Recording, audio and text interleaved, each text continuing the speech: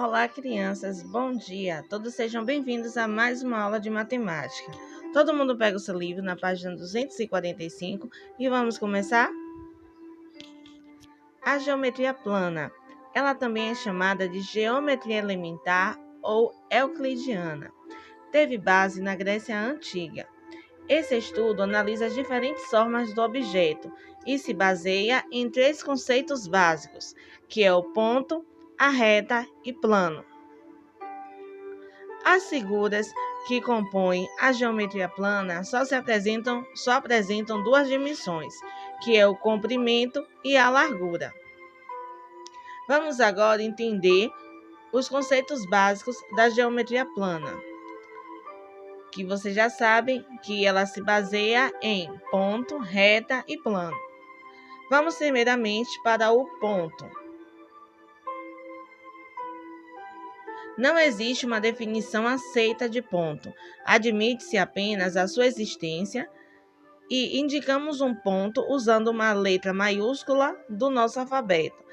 Aí no livro de vocês tem várias letras, né?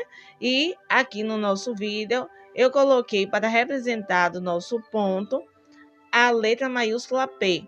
Então aqui a letra P ela está representando o ponto P. Reta. Chamamos de reta um número indefinido de pontos em sequência, que não tem começo nem fim. A reta não tem extremidade. Ela é limitada nos dois sentidos e pode ser indicada por uma letra minúscula do nosso alfabeto. Então, aqui nós temos uma reta, né? Ela é feita através da junção de vários pontinhos, né, seguidos, e aí ele vai construir essa reta e ela é limitada. Ela é ilimitada, perdão, nos dois sentidos. E ela é representada por uma letra minúscula, no caso aqui do nosso vídeo, a letra R. Atenção, sobre o mesmo ponto passa um número infinito de retas, como vocês têm aí o exemplo no livro de vocês. Além de usarmos letras minúsculas na representação das retas, podemos também utilizar os seus pontos na sua representação. Aí no livro de vocês tem uma reta que dentro dessa reta existe dois pontos, certo? Dois pontos que estão sendo representados através de letras. Eles estão sendo representados através de letras. Então, aí no livro de vocês tem acima a reta R, né? Assim como aqui no nosso vídeo, porém os pontos A e C pertencem à reta R, que aqui no vídeo não tem, mas aí no livro de vocês tem. Também podemos representar uma reta assim. Colocamos o R, que é a letra minúscula, que é igual a C. Observação: em cima dos dois pontos, sempre deve ser colocada uma reta com duas setas. Por quê? Porque aqui ela está limitando o espaço da reta. Por isso que ela colocou a C e colocou a reta em cima, né? Por se tratar que a reta R ela é infinita. Podemos também representar uma reta em diferentes posições. Ela pode ser apresentada na posição horizontal, que é deitada, na posição vertical, que é em pé, ou na posição inclinada ou oblíqua, que é como se ela estivesse caindo. Agora vamos para o plano. Para diferenciarmos a representação do plano da representação da reta, utilizamos as letras minúsculas mais o alfabeto grego. O plano é formado por três pontos não colineares, ou seja, que não estão na mesma reta. Então, aqui vocês observam aí no livro de vocês, e aqui também, que ela está sendo representada por uma letra minúscula, porém é do alfabeto grego. Semi-reta. No livro aí de vocês tem um exemplo da reta R, onde tem três pontos, né? O M, o N e temos o O. Veja que a partir do ponto O, ela pode ser dividida em duas partes. Ela pode ser a reta OM ou pode ser a semi-reta ON. Veja como podemos indicar semi-retas. OM lê-se semi-reta OM e ON lê-se semi-reta ON. OM é semi-reta de origem O, passando pelo ponto M. E ON é a semi-reta de origem O, passando pelo ponto O. Pelo ponto N, perdão. Mas o que é uma semi-reta? É uma parte da reta que começa, mas não tem fim. O ponto em que a semirreta tem início é chamado de ponto de origem. Aí aqui nós temos o exemplo, né?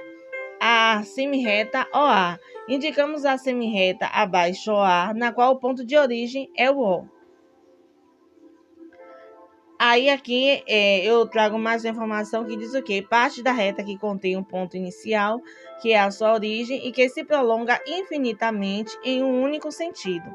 Então, assim, ela se inicia, né? Ela tem origem no ponto O, que é o ponto de origem, e o ponto A é o ponto pertencente à semirreta. E ela, após o ponto da pertencente à semirreta, o ponto A, ela ainda dá continuidade, certo? Em um único sentido.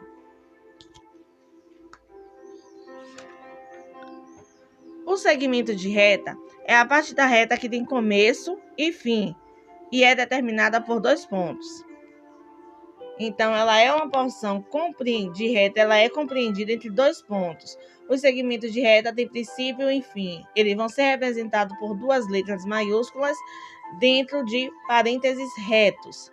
Pronto, aí aqui tem um exemplo do segmento de reta PQ. Então, ele se inicia no P e se finaliza no Q, certo? Agora vamos entender e estudar os tipos de segmentos de reta. Vamos primeiro para os segmentos. O que são os segmentos consecutivos? São segmentos que apresentam um extremo comum. E além de apresentar um extremo comum, eles têm apenas um ponto em comum. Aí aqui a gente tem um exemplo, né? A, B, C. B tem esse segmento consecutivo, ele tem esse ponto comum que é o B. Então, ele pode ser A, B ou B, C. Já aqui embaixo, ele pode ser B, C e C, D. No caso do B, C e D, o C é o ponto comum. E também pode ser C, D e DE, que aqui no caso do CDE, o D é o ponto comum. Então, esses são os segmentos consecutivos. Mas já o que são segmentos colineares? São segmentos que pertencem à mesma reta. Ou seja, eles estão na mesma reta. Então, AB e BC, eles são colineares, porque os 3 pontos eles estão na mesma reta. E os segmentos congruentes? São quando eles têm a mesma medida. Aí a gente tem um exemplo aí da reta LS e RU, que eles têm a mesma medida, 7 centímetros e 70 milímetros, que é o mesmo valor. Agora é com você a atividade de casa das páginas 249 e 250. Bons estudos e até a próxima!